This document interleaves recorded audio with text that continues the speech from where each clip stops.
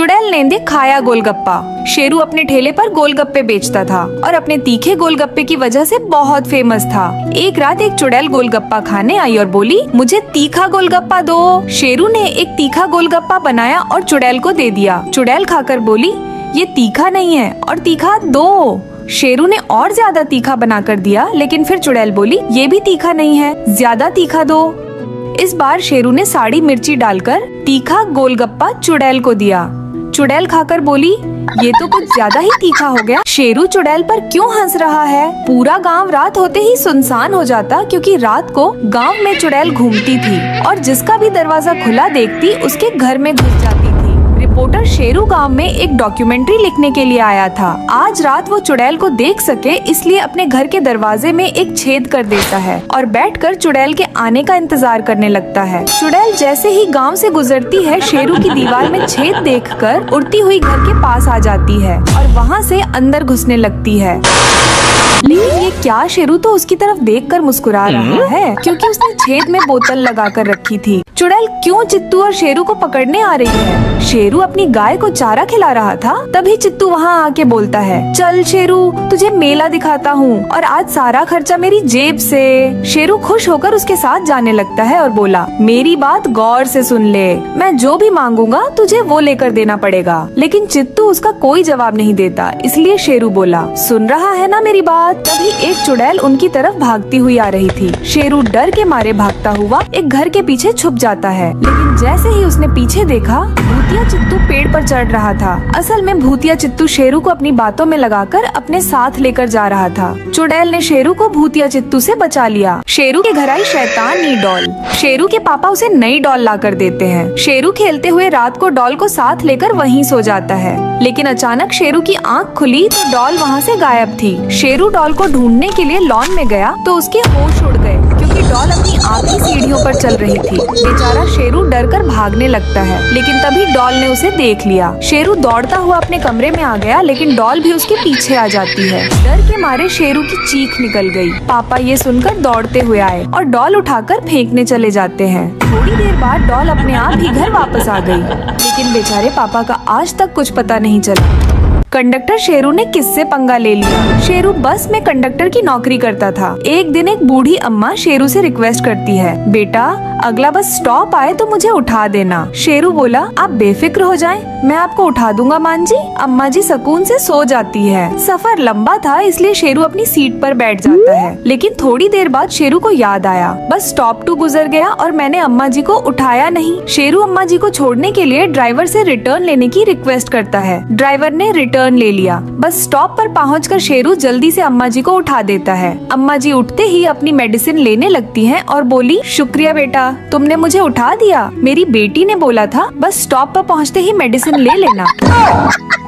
शेरू के घर में कौन छुपा है? शेरू लुमरू के घर उसके साथ वीडियो गेम खेल रहा था। वापसी आते हुए शेरू का मोबाइल नहीं मिल रहा था, इसलिए शेरू ने लुमरू से मोबाइल मंगा। शेरू ने अपने मोबाइल पर कॉल की। अचानक किसी ने कॉल पिक कर ली, जिससे शेरू बहुत डर गया। लुमरू ने शेरू से पूछा, क्या बात है? लेकिन शेरू बिना बोले ही अपने घर वापस आ गया। घर आकर शेरू ने देखा तो मोबाइल उसके घर में ही था, लेकिन मोबाइल देखते ही शेरू के होश उड़ गए, क्योंकि शेरू के घर पर कोई नहीं रहता था। तो फिर शेरू की कॉल किसने पिक की थी? शेरू अपने कमरे में पढ़ाई कर रहा था, तभी उसे लगा जैसे कोई उसके पीछे से गुजरा हो। शेरू ने जल्दी से पापा को कॉल किया। पापा बोले, फिक्र ना करो, मैं अभी आ जाता हूँ। बेचारा शेरू डरते हुए अपने बेड पर लेट जाता है। तभी उसके कमरे में किसी के चीखने की आवाज सुनाई देती है। डरा सहमा शेरू पीछे की तरफ नहीं देखता। अचानक पीछे से कुछ टूटने की आवाज आती है। जैसे ही शेरू ने पीछे देखा, शेरू सिंगर को किसने मारा? शेरू एक बहुत बड़ा सिंगर था। एक दिन शेरू को बहुत अच्छा ऑफर मिलता है, इसी इवेंट पर जा रहा था, लेकिन रास्ते में उसकी बाइक खराब हो जाती है। तभी कोई पीछे से आवाज देता है, शेरू। शेरू ने पीछे देखा तो एक चुड़ैल उसके सामने खड़ी थी और बोली, खुद सिंगर बनने के लिए तूने ही मुझे मारा था, मैं अब तुझे नहीं छोड़ूंगी। घमंडी शेरू बोला, हाँ और आज फिर से मैं तेरा वही हाल करूंगा। चुड़ैल को ये सुनकर गुस्सा आता है और एक ही बार में शेरू का काम तमाम कर देती है। शेरू का आज क्लास में टेस्ट था। लुमरू पूछता है, शेरू कैसा हुआ तुम्हारा टेस्ट? शेरू बोला, यार अच्छा नहीं हुआ। शैतान लुमरू बोला, क्यों ना तुम पेपर चोरी कर लो। शेरू मान जाता है और अगली सुबह एक पेड़ काटने के बाद पेड़ के पीछे छुप जाता है। जैसे ही सर वहाँ आए सब रास्ता ब्लॉक देखकर पेड़ हटाने चले जाते हैं। पीछे से शेरू पेपर चुरा लेता है। तभी लुमरू की कॉल आई और वो बोला, शेरू तू कहाँ रह गया? जल्दी भाग, सर क्लास में आ गए हैं। बेचारे शेरू के होश उड़ गए। अगर सर क्लास में हैं, तो फिर यहाँ कौन है? शेरू बहुत गरीब था और नौकरी की तलाश में था। तभी उसे एक भूतिया गेम का पता चलता है। शेरू पैसे की लालच में भूतिया गेम खेलने लगता है। गेम का रूल था, अगर लास्ट में 2 सफेद आंखें आएंगी तो शेरू को $500 मिलेंगे और अगर 2 लाल आंखें आएंगी तो कुछ बुरा होगा। बेचारा शेरू अब बुरी तरह फंस चुका था, लेकिन उसे पैसे की जरूरत थी, इसलिए वो गेम स्टार्ट कर देता है। गेम खेलते खेलते शेरू को एक सफेद आंख मिल जाती है। शेरू बहुत खुश था और गेम को कंटिन्यू रखता है, लेकिन तभी मोबाइल में कोई टेक्निकल प्रॉब्लम हुई, जिससे अचानक शेरू गेम हारने लगता है और उसे लास्ट में 2 लाल आंखें मिल जाती हैं। अब शेरू के दिल की धड़कन तेज होने लगी थी। तभी लाइट चली जाती है। आधी रात को शेरू कहीं जा रहा था। घर जल्दी पहुंचने के लिए उसने कब्रिस्तान का शॉर्टकट रास्ता अपनाया, लेकिन अचानक कब्रिस्तान की चुड़ैल आई और बोली, मुझे भूख लगी है। शेरू को वहाँ मैगी का पैकेट दिखता है। शेरू ने जल्दी से मैगी उठाई और खाना बनाने लगा। शेरू ने चुपके से उसमें लाल मिर्च पाउडर मिला दिया और चुड़ैल को खाने के लिए दे दिया। जैसे ही चुड़ैल ने मैगी खाई, इसको मस्त मिर्ची लगी और उसकी आँखों से लाल पानी निकलने लगा। चुड़ैल भागते हुए बोली, मैगी बहुत मस्त थी। शेरू जोर जोर से हंसने लगा और बोला, आप जल्दी से लाइक और सब्सक्राइब करके ही जाना। शेरू के घर के पास ही एक पार्क था, इसलिए शेरू का जब भी दिल करता वो झूले ले लेता था। एक रात शेरू का झूले लेने का मन किया। शेरू ने पापा से पूछा तो पापा ने मना कर दिया। फिर भी शेरू चुपके से पार्क में चला गया। शेरू बड़े मजे से झूले ले रहा था। शेरू बेचारा बिल्कुल अनजान था कि उसके पीछे अब झूले की चुड़ैल आ चुकी थी। अचानक शेरू को वहाँ एक गद्दा दिखाई दिया। तभी किसी ने शेरू को गद्दे में धक्का दे दिया। बेचारा शेरू बुरी तरह रो रहा था। शापित लड़की वहाँ आकर हंसने लगी। शेरू जोर से चिल्लाने लगा। शेरू के पापा ढूंढते हुए पार्क में आ गए। पापा को देखते ही चुड़ैल वहाँ से गायब हो गई और सब कुछ नॉर्मल हो गया। पापा ने पूछा, क्या हुआ? शेरू ने पापा की बात ना मानने के लिए सॉरी बोला। पापा बोले, अब आप भी लाइक और सब्सक्राइब कर लें।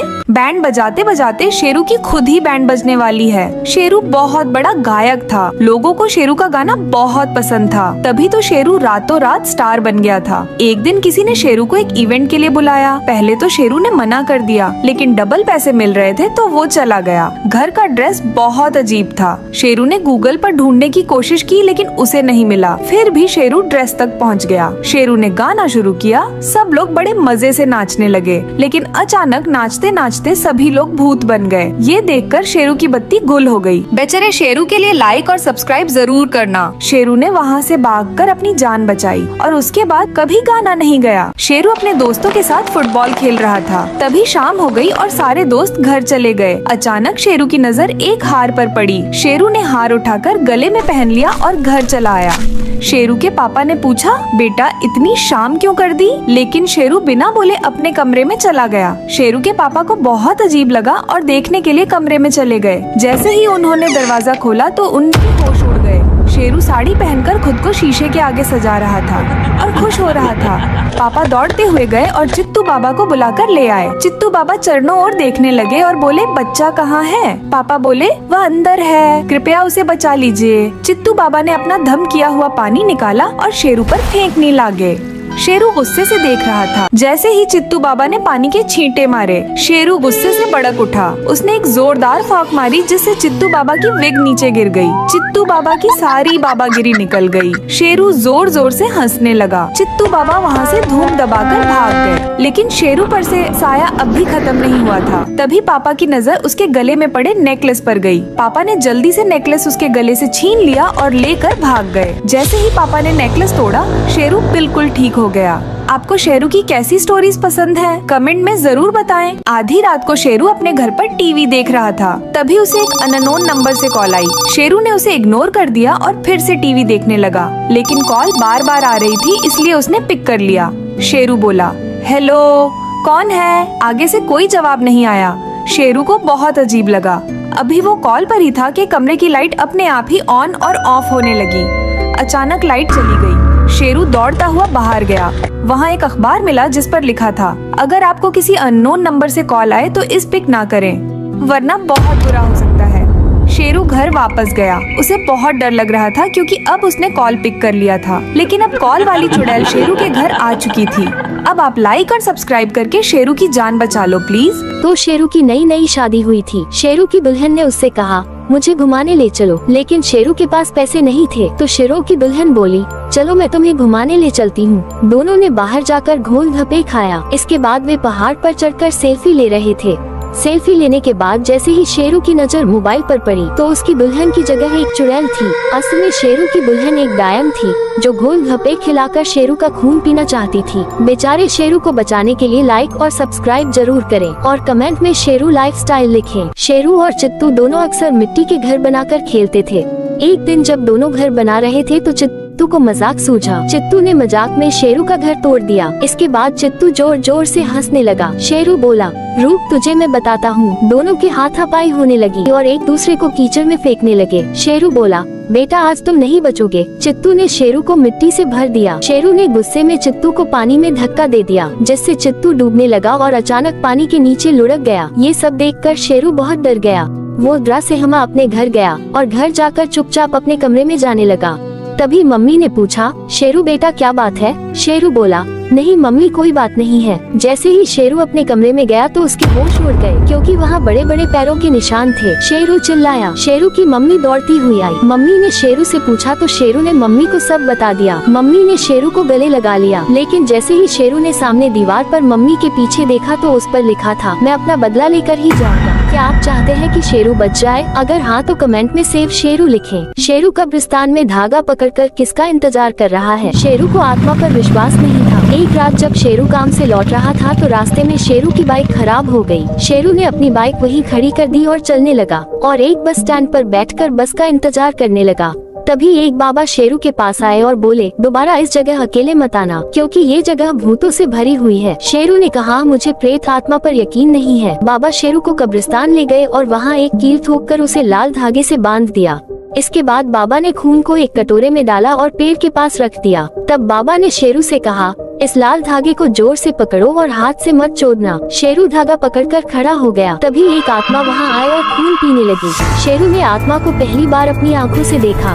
ये देखकर शेरू पागल हो गया। शेरू बहुत बड़ा चोर था और मौका देखते ही लोगों के घरों में हाथ साफ करके वहाँ से निकल जाता था। एक रात शेरू भागते भागते एक सुनसान रोड पर पहुँच जाता है। तभी उसने सोचा बैग खोलकर देखता हूँ। जैसे ही शेरू ने बैग खोला तो उसमें से एक मैप निकला जिस पर खजाने तक पहुँचने का रास्ता बना हुआ था जो सीधा जंगल में जाता था। शेरू डरते हुए मैप हाथ में लेकर जंगल में चला गया।